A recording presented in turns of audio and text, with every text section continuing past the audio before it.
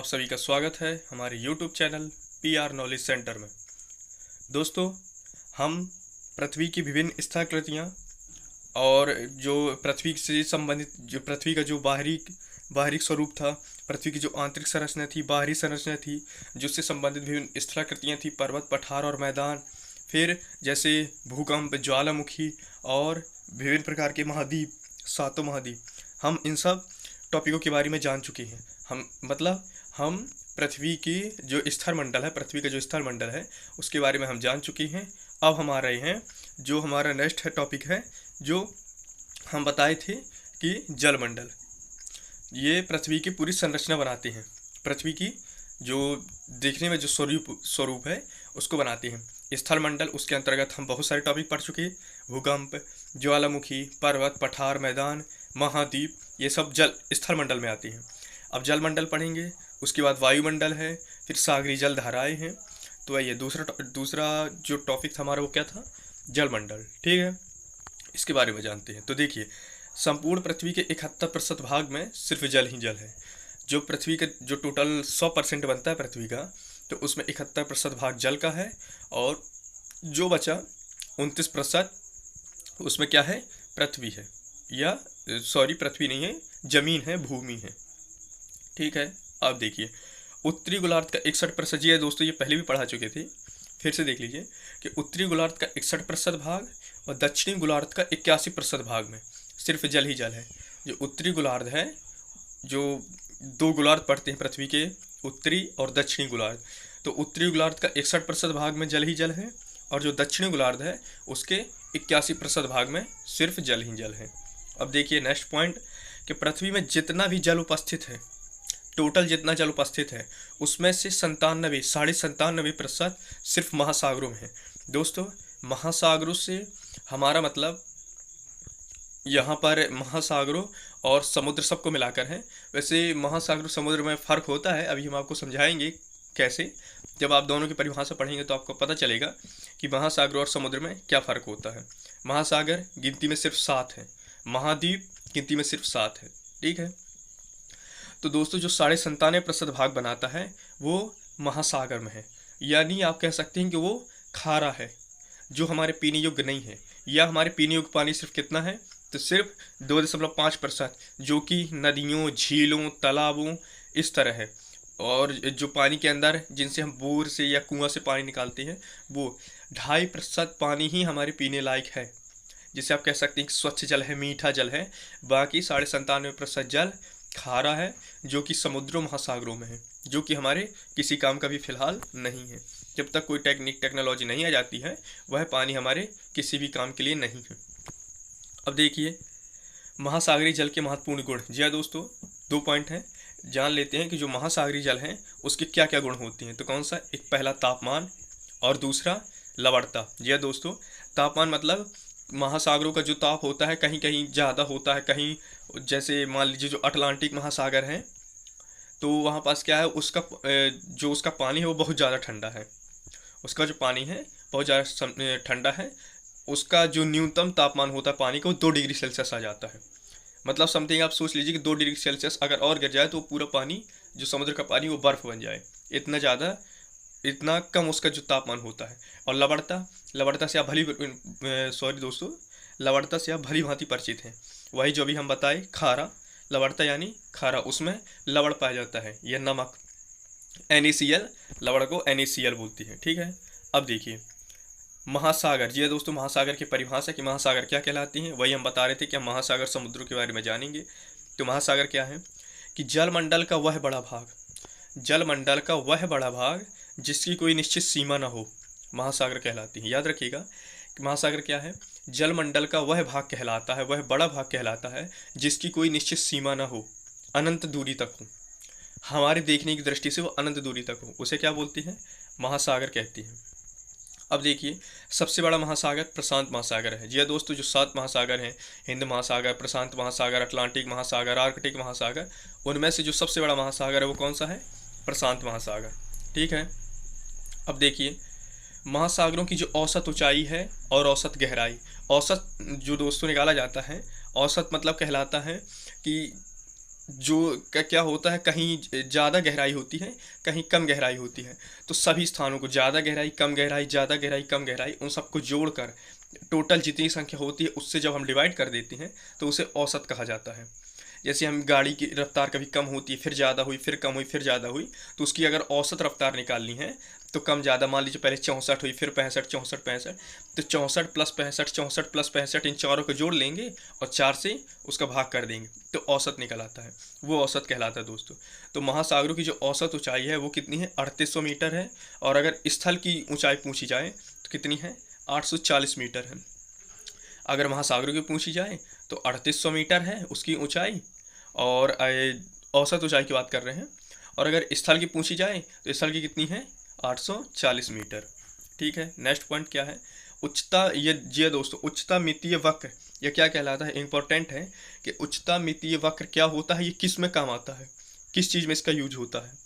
तो स्थल की ऊंचाई और महासागरों की गहराई को जिस वक्र द्वारा नापा जाता है उसे उच्चता मितीय वक्र कहते हैं। याद रखिए दोस्तों, स्थल की ऊंचाई और महासागरों की गहराई जिस वक्र के द्वारा नापी जाती है या जिस वक्र के द्वारा प्रदर्शित की जाती है, जिस वक्र के द्वारा उसकी जो ऊंचाई और जो उसकी गहराई होती है वो अच्छे से क्लियरता से जानी जाती है, उसे उच्चता मितीय वक्र कहते हैं। जैसे आप साइंस में पढ़े होंगे मेंडलीव की आवर्त सारणी, तो उसमें रहा होगा, तो उसमें जो वक्र बनते हैं जो यूज करते हैं, जैसे बताने के लिए या फिर समुद्र की गहराई बताने के लिए, या फिर मान लीजिए कहीं पर कोई चीज़ गड्ढा है कुछ है, उसकी जो गहराई बताने के लिए यूज करते हैं। ठीक है, उसी तरह जब स्थल की ऊंचाई, स्थल से हमारा मतलब दोस्तों छोटे मोटे गड्ढे से नहीं है, इसका मतलब जब किसी पहाड़ की ऊंचाई ज्ञात करनी है या किसी मान लीजिए कोई बहुत बड़ा गड्ढा है जैसे मेरियाना गर्त है ये सब, तो उनकी जब गहराई ज्ञात करनी है और महासागरों की गहराई ज्ञात करनी है कि महासागर कितनी गहरी हैं, तो इनको इनकी गहराई ज्ञात करने के लिए जिस वक्र द्वारा इनकी गहराई ज्ञात की जाती है या वक्र द्वारा गहराई को प्रदर्शित किया जाता है उसे उच्चता मितीय वक्र कहते हैं। ठीक है, अब देखिए, अब आते हैं समुद्र। महासागर हम जान चुके हैं कि जलमंडल का वह बड़ा भूभाग होता है जो जिसकी जो दूरी होती है वो अनंत तक होती है। ठीक है, उसे क्या कहते हैं? उसका विस्तार अनंत तक होता है, उसे महासागर कहते हैं। अब समुद्र देखिए, जलमंडल का वह भाग जो तीन तरफ से तो जल से घिरा हो, वो जल कैसा भी हो सकता है दोस्तों, वो नदी भी हो सकती है, कोई मुहाना भी हो सकता है, तो वो तीन तरफ से जल से घिरा हो और एक तरफ से महासागर से घिरा हो, एक तरफ से कोई भी महासागर। अब महासागर कैसे? वो जो 7 महासागर हैं, जो प्रशांत महासागर, हिंद महासागर, ये जो 7 महासागर इनको टच करता हो उसे समुद्र की श्रेणी में रखा जाता है। तीन तरफ से उसका जल हो और एक तरफ से किसी महासागर को टच कर रहा हो तो उसे समुद्र कहते हैं। ठीक है, अब देखिए खाड़ी। खाड़ी तो हम बता भी चुके थे दोस्तों, जो हमारी पिछली वीडियो थी उसमें हम समझा चुके थे, फिर से देख लीजिए टॉपिक में हमारे, कि जल का वह क्षेत्र जो एक ओर से समुद्र या महासागर से जुड़ा हो और तीन ओर उसके भूमि हो उसे खाड़ी कहते हैं। खाड़ी दोस्तों मैं समझा चुका था, खाड़ी क्या कहलाती है? जैसे आप अगर अपने हाथ को चांद के आकार का बनाने की कोशिश करें, चांद के आकार का मतलब जोड़े ना, उसके उंगली और अंगूठों को जोड़े ना और चांद जैसे गोल बनाने की कोशिश करें तो आपको समझ में आ जाएगा। एक ओर उसका मुंह खुला रखिए अपने हाथ का, तो एक ओर से मान लीजिए वो समुद्र से जुड़ा हुआ है और तीनों ओर उसके क्या है? भूमि हो गई, तीनों साइड उसके भूमि हो गई, इसे खाड़ी कहते हैं। एक जो घोड़े की नाल जैसी संरचना बन जाती है, जैसे घोड़े का नाल एक साइड से खुला रहता है, तीनों साइड से उसका लोहा होता है, तो एक साइड से आप पानी भर दीजिए, ये यूँ कहें कि समुद्र या महासागर से उसका संबंध हो गया, और तीन साइड से जो घोड़े की लोहे की नाल है वहाँ पर क्या हो गया? मिट्टी हो गई। तो इस तरह की जो संरचना बनती है उसको खाड़ी कहते हैं। दोस्तों खाड़ी किसी छोटे, जैसे कहीं छोटे छोटे गड्ढे भी बन जाते हैं, वहाँ तीन ओर से पानी आ जाता है, छोटी संरचना को लेकर या छोटी संरचना को खाड़ी की परिभाषा नहीं दी जा सकती है। खाड़ी की परिभाषा सिर्फ जो बड़ी संरचना है, बड़े क्षेत्र में, या यूँ कहें कि वर्ग किलोमीटर में, ज़्यादा वर्ग किलोमीटर में जब ऐसा होता है, ऐसी घटना होती है, तब उसे खाड़ी की संख्या में रखा जाता है, खाड़ी की श्रेणी में रखा जाता है। किसी छोटी स्थलाकृति को खाड़ी नहीं कह देंगे। अब देखिए, देखते हैं थोड़ी, ये देखिए दोस्तों, ये खाड़ी, यह कच्छ की खाड़ी। कौन सी खाड़ी है ये? कच्छ की खाड़ी। ये देखिए तीन ओर से इसके भूमि है और एक ओर से ये समुद्र का पानी इसको टच कर रहा है और बाकी तीनों ओर से क्या है? भूमि। यह संरचना खाड़ी कहलाती है। ठीक है, ये हमारी गुजरात पास है। अब देखिए, एक कच्छ की खाड़ी, दूसरा खंबात की खाड़ी, फिर बंगाल की खाड़ी।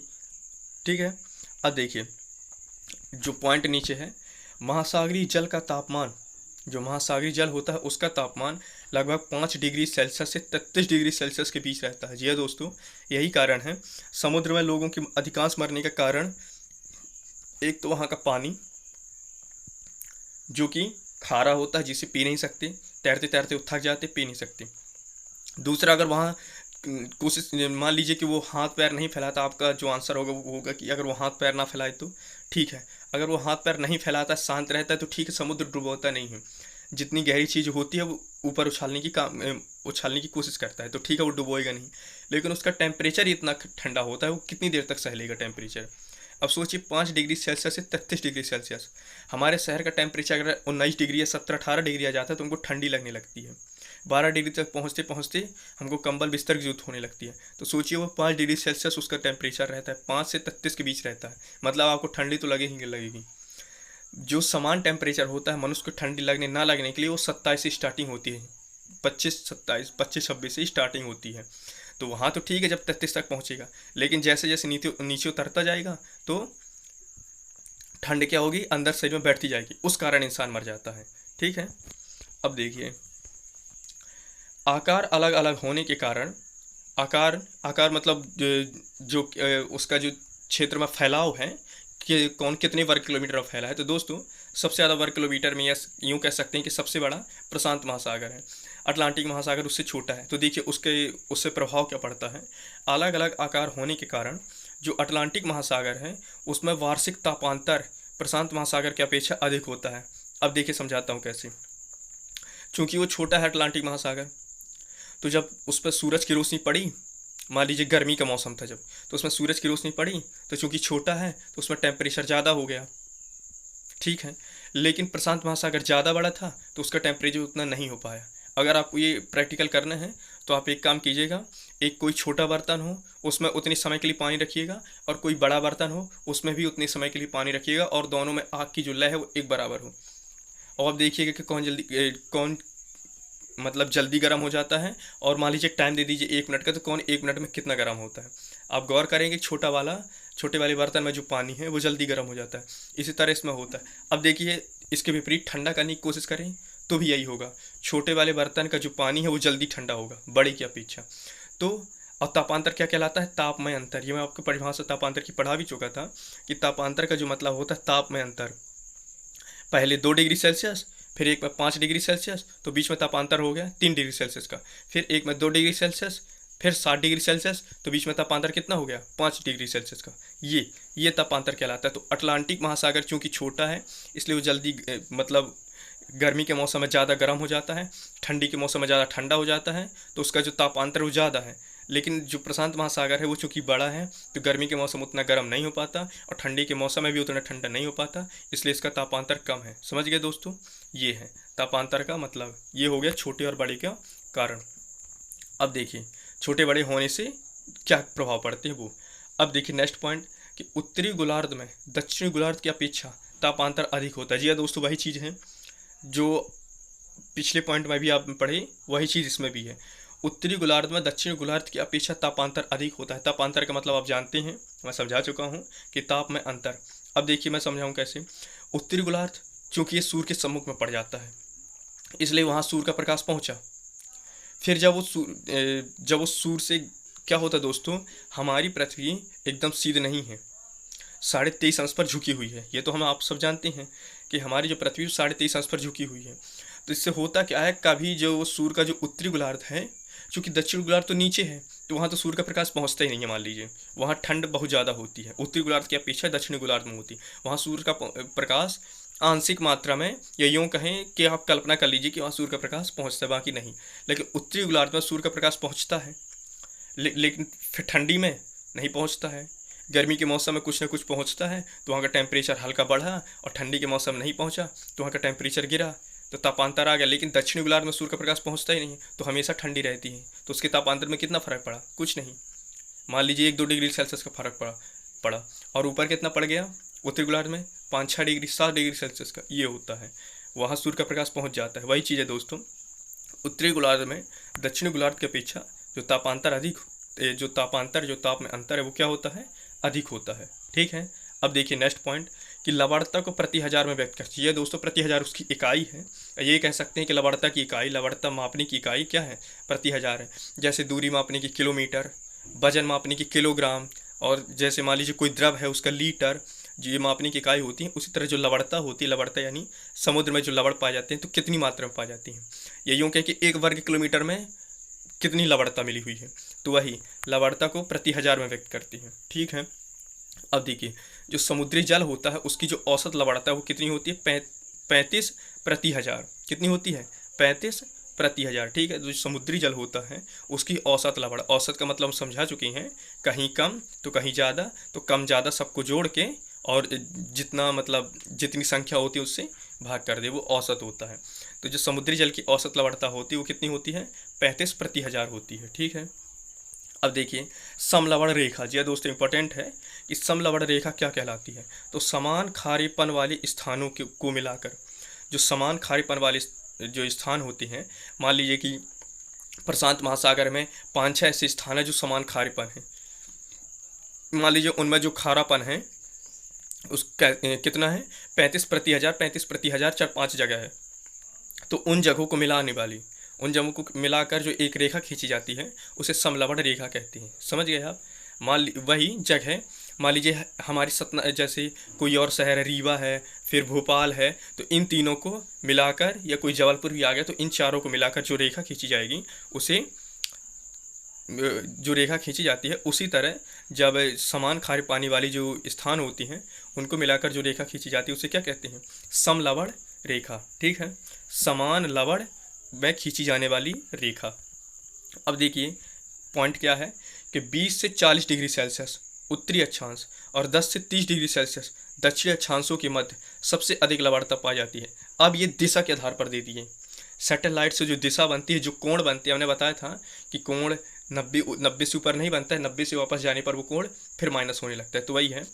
तो जो 20 से 40 उत्तरी अक्षांश और 10 से 30 दक्षिणी अक्षांश के मध्य सबसे अधिक लवणता पाई जाती है। मतलब इतने कोण के मध्य में जितनी भी भूमि है, जितना भी जल है, जितने भी स्थान हैं, वहाँ पर सबसे अधिक लवणता पाई जाती है। अगर इतने के बीच में कोई समुद्र है तो वहाँ सबसे अधिक लवणता पाई जाएगी। उसके बाद में जो समुद्र हैं उनमें लवणता की जो मात्रा होती है इनकी अपेक्षाकृत कम होती है। ठीक है। अब देखिए नेक्स्ट पॉइंट कि सबसे अधिक लवणता कहाँ पाई जाती है। तो दोस्तों तुर्की की वान झील की है। सबसे अधिक लवणता किसकी है, तुर्की की वान झील की है। कितनी, 330%। जो सिंपल होनी चाहिए 100%, जो सब समुद्रों को मिलाकर, सब लवणता को मिलाकर जो की जाती है कि 100% जो गणना की जाती है 100% में की जाती है, 100% में, तो वही है। तो इसकी कितनी है, 330% है। 100% से 3 गुना से भी ज़्यादा। तो याद रखिएगा, अगर पूछे कि सबसे अधिक लवणता किसकी है, कहाँ की है, तो तुर्की की वान झील की है। कितनी, 330%। अब देखिए दूसरे स्थान पर मृत सागर की है। कितनी, 238%। दोस्तों मृत सागर के बारे में हम थोड़ी 2 मिनट बता दे रहे हैं रोचक। जो मृत सागर होता है इसमें लोग डूबते नहीं हैं। क्यों, इसमें चाहे आप उल्टा लेट जाइए, चाहे आप सीध लेट जाइए या सीधे कूदिए, आप इसमें डूबेंगे नहीं। जो और समुद्र हो जाते हैं वो डूबते हैं, लेकिन जब आप जैसे नीचे जाने लगते हैं तो उछल के मतलब उछाल के ऊपर फेंक देता है, लेकिन इसमें आप डूबेंगे ही नहीं। क्यों, क्योंकि दोस्तों होता क्या है, जब जो परिभाषा कहती है, जो डूबने का जो नियम कहता है वो ये कहता है कि जब जल का घनत्व इंसान के घनत्व से कम होगा तभी इंसान या कोई भी जीव उसमें डूब सकता है। जब जो जल का घनत्व है वो उस डूबने वाली जो आदमी उसमें आ रहा है डूबने के लिए, उसका घनत्व जल के घनत्व से ज़्यादा होगा। जैसे अगर हम नदी में डूबें तो जो जल का घनत्व है वो हमारे घनत्व से कम होता है, इसलिए हम नदी में डूब जाते हैं। अगर दोस्तों नदी का घनत्व हमारे घनत्व से ज़्यादा हो गया तो हम नहीं डूबेंगे। यही मृत सागर में होता है।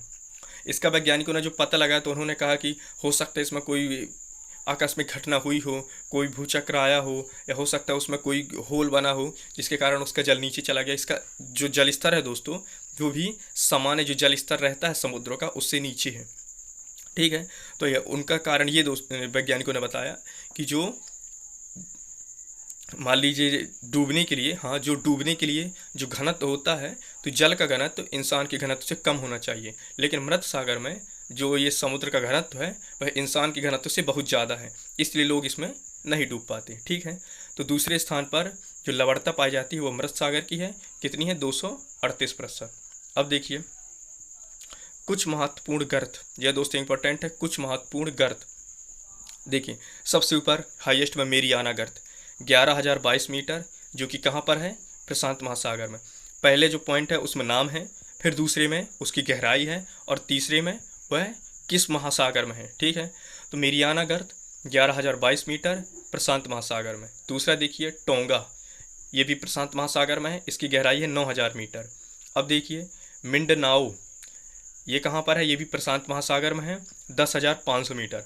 आपको लाइन्स याद रखना है, सबसे पहले 11,000 मीटर, फिर मिंडनाओ 10.5 मीटर, फिर 9,000 मीटर। ठीक है, तीनों कहाँ हैं, प्रशांत महासागर में, मेरियाना, मिंडनाओ और टोंगा।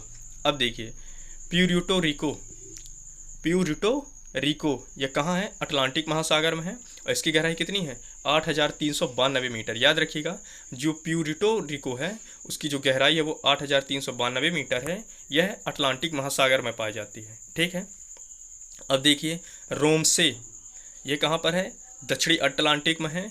जो प्यूर्टो है वो अटलांटिक महासागर में है, मतलब उसके सेंटर पास है, लेकिन जो रोमसे है वो दक्षिणी अटलांटिक में है।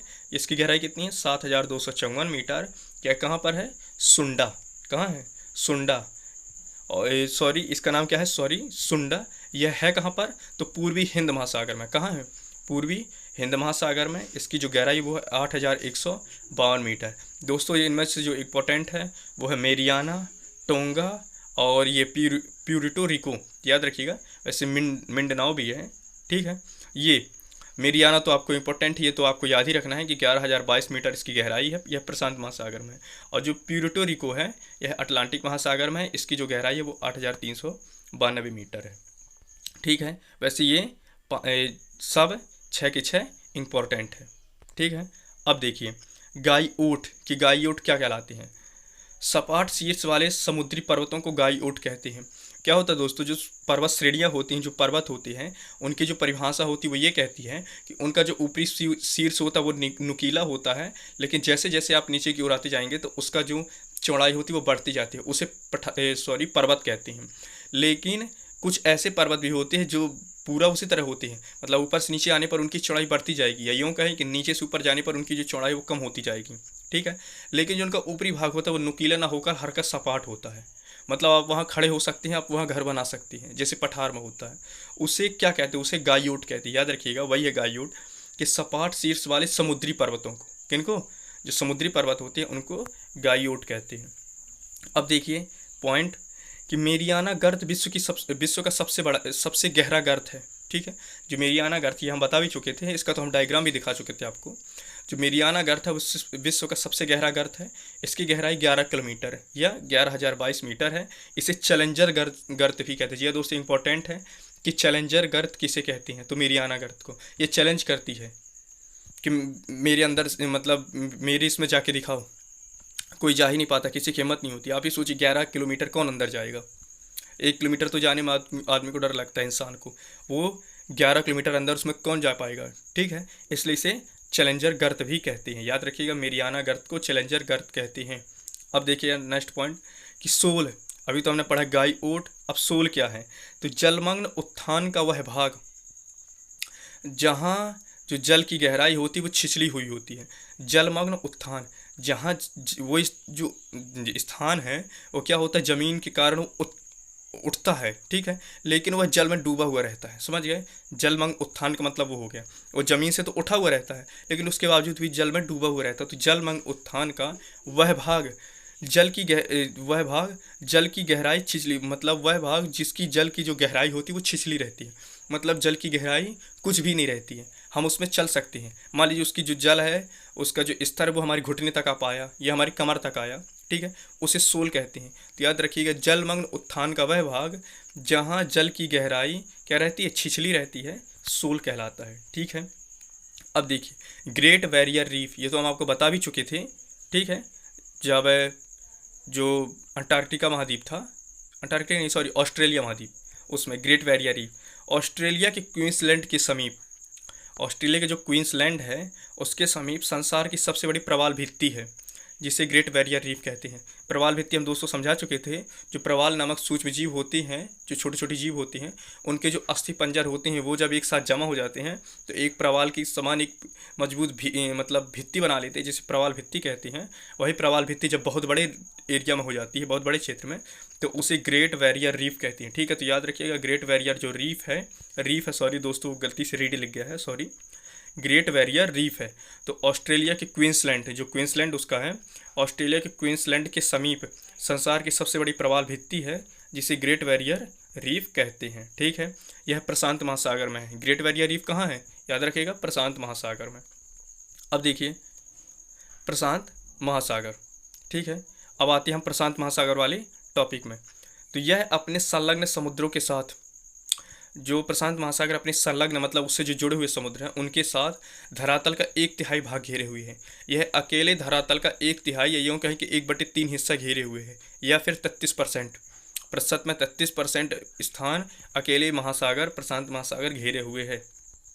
अब देखिए इसका क्षेत्रफल कितना है, तो देखिए दोस्तों इसका क्षेत्रफल ये इकाई, दहाई, सैकड़ा, हजार, 10,000, लाख, 10 लाख, करोड़, 10 करोड़, 16,57,23,740 वर्ग किलोमीटर।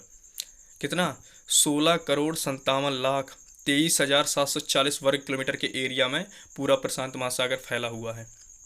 अब देखिए पॉइंट, इसकी जो आकृति वो त्रिभुजाकार है। जी हाँ दोस्त, याद रखिएगा प्रशांत महासागर की जो आकृति है जो ऊपर सैटेलाइट से निकाली गई वो कैसी है, त्रिभुजाकार। इंपॉर्टेंट है ये पॉइंट। इसका क्षेत्रफल संपूर्ण पृथ्वी के क्षेत्रफल से भी अधिक है। संपूर्ण पृथ्वी नहीं दोस्तों, संपूर्ण भूमि है, सॉरी, संपूर्ण पृथ्वी में, पृथ्वी के अंतर्गत तो आती है, यहाँ पृथ्वी से मतलब भूमि था। इसका जो क्षेत्रफल है, जो पूरी संपूर्ण भूमि है, संपूर्ण भूमि मतलब जिसमें जितने भी महाद्वीप आते हैं, पठार आते हैं, पर्वत आते हैं, उन सब के क्षेत्रफल से भी अधिक है। अकेले प्रशांत महासागर का क्षेत्रफल पूरी भूमि के क्षेत्रफल से अधिक है। ठीक है, इसका शीर्ष, ये दोस्तों इसका जो शीर्ष जहाँ से ये शुरुआत होती है, कहाँ पास से, बेरिंग जलडमरू मध्य से। इसका शीर्ष कहाँ पर है दोस्तों, अगर पूछे कि प्रशांत महासागर का शीर्ष कहाँ पर है, तो बेरिंग जलडमरू मध्य पर है, और आधार मतलब जो उसका अंतिम चरण है वो कहाँ पर है, अंटार्कटिका महाद्वीप पर। याद रखिएगा प्रशांत महासागर का जो उसका शीर्ष है वो बेरिंग जलडमरू मध्य पर है, और आधार अंटार्कटिका महाद्वीप पर है। अब नेक्स्ट पॉइंट, इसके पश्चिम में एशिया व ऑस्ट्रेलिया महाद्वीप। जी हाँ दोस्तों, ये याद, जो अभी आगे के 2 पॉइंट भी हैं, याद रखिएगा। अगर क्वेश्चन पूछता है कि प्रशांत महासागर के पश्चिम में कौन कौन से द्वीप है, तो एशिया व ऑस्ट्रेलिया महाद्वीप। अब देखिएगा इसके पूर्व में उत्तरी अमेरिका और दक्षिणी अमेरिका। अब देखिए इसके दक्षिण में अंटार्कटिका महाद्वीप। याद रखिएगा 2, 2, 4 और 5 महाद्वीप, 5 महाद्वीपों की सीमा रेखा को यह टच करता है प्रशांत महासागर। इसके पश्चिम में एशिया व ऑस्ट्रेलिया महाद्वीप है, पूर्व में उत्तरी अमेरिका और दक्षिणी अमेरिका है, और जो दक्षिण है उसमें, दक्षिण जो दिशा है उसमें अंटार्कटिका महाद्वीप है। ठीक है, याद रखिएगा, इंपॉर्टेंट है। अब देखिए कनाडा विश्व का सबसे बड़ा तटीय सीमा वाला देश है। जी हाँ दोस्तों, अगर क्वेश्चन पूछता है कि सबसे बड़ा तटीय सीमा वाला देश कौन सा है, तट से लगा हुआ सीमा वाला देश कौन सा है, सबसे ज़्यादा जो तट है वो, जो तटीय सीमा है वो किस देश में है, तो और वो देश कौन है सबसे बड़ा, तो दोस्तों कनाडा विश्व का सबसे बड़ा तटीय सीमा वाला देश है। ठीक है, अगला पॉइंट देखिए, इसके तटीय सीमा की लंबाई, इसको जो तट सीमा की लंबाई मैंने बताया, तटीय सीमा सबसे अधिक, जो तटीय सीमा किसमें सबसे ज़्यादा तट है, ठीक है, तो वो कनाडा है, विश्व का सबसे बड़ा। अगर बात की जाए कि इसके तटीय सीमा की लंबाई कितनी है दोस्तों, कितनी है, 2,02,080। कितनी है, 2,02,080। इसके तटीय सीमा की लंबाई 2,02,080, ये यूँ कहें 20-20-80 किलोमीटर। अब देखिए कनाडा विश्व का सबसे बड़ा जल क्षेत्रफल वाला देश है। जी दोस्तों, जल क्षेत्रफल से मतलब है कि उस देश के अंदर सबसे ज़्यादा जल कहाँ पाया जाता है। जैसे हमारे भारत देश में बीच बीच में जहाँ जल भरा हुआ है, नदियाँ, झीलों, ये सबको मिलाकर दोस्तों गणना की जा रही है। जैसे नदियाँ, झील, तालाब जो रहती हैं देश के अंदर, तो उनमें से ऐसा कौन सा सबसे बड़ा देश है जिसमें, मतलब ऐसा कौन सा देश है जिसमें सबसे अधिक जल पाया जाता है, सबसे अधिक जल का क्षेत्रफल है, तो वो है कनाडा। ठीक है, इसके जल का क्षेत्रफल कितना है दोस्तों, तो 8,91,163 वर्ग किलोमीटर है। अब कनाडा के कुल क्षेत्रफल का, उसका जो कनाडा पूरा देश है उसका जो कुल क्षेत्रफल है उसका 8.9% या 9% भाग में सिर्फ जल ही जल है। ये देखिए दोस्तों, मतलब उसके 99% भाग, सॉरी 99 क्या है, 91% भाग में उसकी भूमि है, और 9% भाग में सिर्फ जल ही जल है। सबसे अधिक जल जो पूरे देशों की बात की जाए तो कनाडा में है। ठीक है दोस्तों, ये सब इंपॉर्टेंट पॉइंट है, आप इन्हें अच्छे से याद कर लीजिए। हमारा वीडियो देखने के लिए दोस्तों आप सभी का बहुत बहुत धन्यवाद।